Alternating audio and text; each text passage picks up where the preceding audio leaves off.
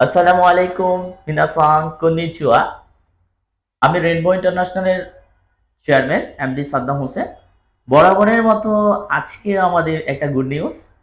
আমাদের প্রাণপ্রিয় শিক্ষার্থী জাপানের ভিসা পেয়েছে।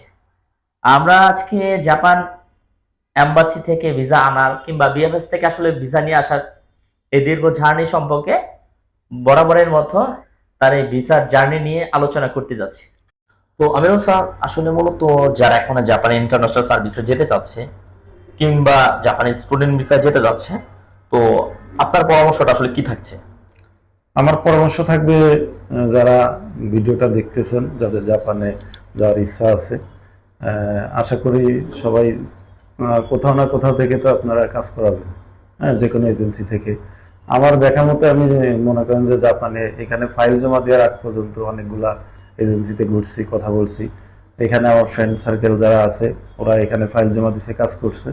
ওরা সফলতা পাওয়ার পরে আমি ওদের দেখে এখানে ফাইল জমা দিই। আমি ফাইল জমা দেওয়ার খুব তাড়াতাড়ি আর কি, 4-5 মাসের মধ্যে আমি ভিসা পেয়ে গেছি। তো আপনারা যারা জাপানে যেতে চান, আপনারাও রেইনবো ইন্টারন্যাশনালের সাথে যোগাযোগ করতে পারেন।